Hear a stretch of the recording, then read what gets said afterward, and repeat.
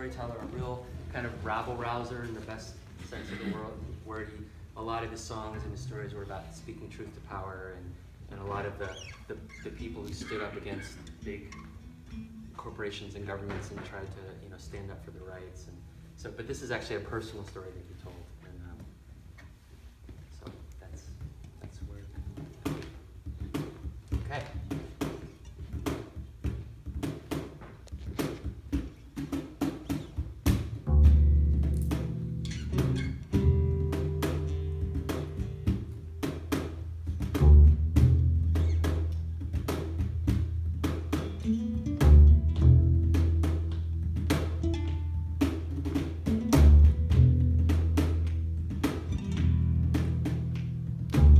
We never traveled together at all, Since the kids have been little, they've always known that I'd vanish from their lives periodically, and they never really had any idea of what it is that I do.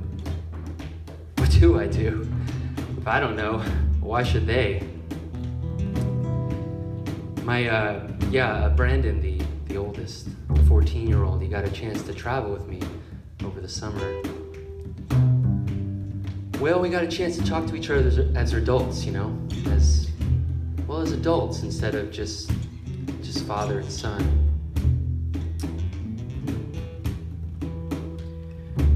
We left Boston. We were headed up to the Left Bank Cafe, Blue Hill, Maine, and right above Marblehead, Brandon turned to me and he said, "How'd you get to be like that?" It's a fair question. I knew what he meant. I knew that but he didn't have exactly the language to say exactly what he meant. What he meant to say was, why is it that you are fundamentally alienated from the entire institutional structure of society? And I said, well, I've never been asked that, Now, don't listen to the radio and don't talk to me for half an hour while I think about it. So we drove and talked. We were on Highway 1 because it was pretty and close to the water.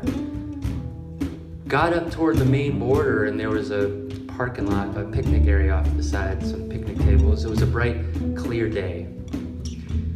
So I pulled into their parking lot and sat down at the picnic tables and I said, "Now, sit down. I want to tell you a story," because I thought about it.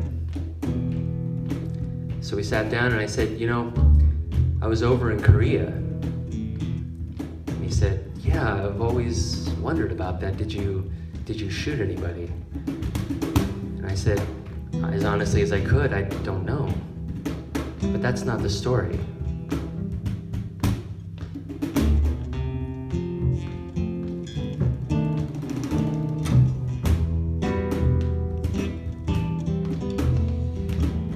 I was up at Kumari Gap there by the Imjin River. There were about 75,000 Chinese soldiers on the other side, and they all wanted me out of there, with every righteous reason that you could think of. I had long since figured out that I was the wrong person in the wrong place at the wrong time for the most specious of reasons. But there I was. My clothing was rotting on my body. Every exotic mold in the world was attacking my clothing and my person. My boots had big holes in them from the rot. I wanted to swim in the Imjin River, get that feeling of death, feeling of rot off of me. The Chinese soldiers were on the other side. They were swimming. They were having a wonderful time. But there was a rule, a regulation against swimming in the Imjin River. I thought that was foolish, but then a young fellow Korean carpenter worked for us as a carpenter by the name of Young Sakan. All of his family had been killed off in the war. Well, he said to me in what English he had, when we get married here, the young married couple moves in with the elders. They move in with the grandparents. But there's nothing growing. Everything's been destroyed. There's no food.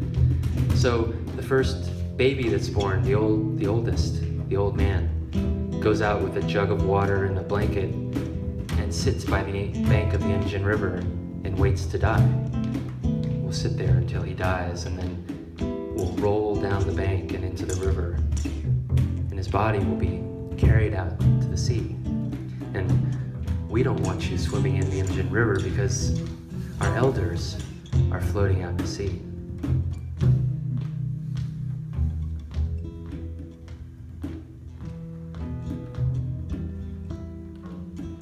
well, that's when it began to crumble for me, you know?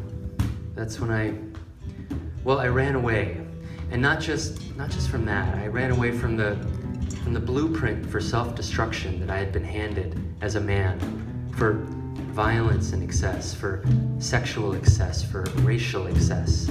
We had a commanding officer who said of the GI babies fathered by American GIs and Korean mothers that the Korean government wouldn't care for, so they were in these orphanages.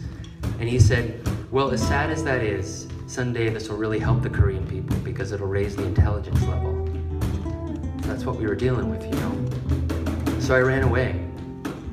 I ran down to Seoul City, down toward ASCOM.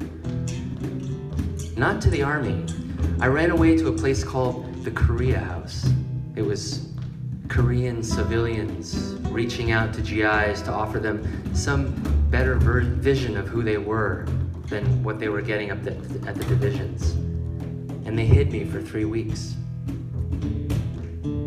Late one night, it was a stormy night, the rain falling in sheets. I could go out because I think they figured nobody would see me. We walked through the mud and the rain.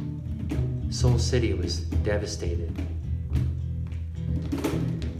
They took me to a place called, they took me to a concert at the AWA Women's University, a large auditorium with shell holes in the ceiling and the rain coming through the holes and Klieg lights on the stage hooked up to car batteries. This wasn't the USO, this was the Korean Students Association. The person that they had invited to sing, I was the only white person there. The person that they had invited to sing was Marian Anderson, the great black operatic soprano who had been on tour in Japan, you see. There she was singing, "Oh Freedom," and "Nobody Knows the Trouble I've Seen." And I watched her singing there through the rain and coming through the ceiling and thought back to Salt Lake and my father, Sid, who ran the Capitol Theater. It was a movie house, but it had been an old vaudeville house, and he wanted to bring live performances back to the Capitol. In 1948, he invited Marian Anderson to come sing there. And I remember we drove into the train station to pick her up and took her to the biggest hotel in town, the Hotel Utah, but they wouldn't let her stay there because she was black. And I remembered my father's humiliation and her humiliation as I saw her singing there through the rain. And I realized, right then, I said, Brandon, right then I knew that it was all wrong, that it all had to change, and that change had to start with me.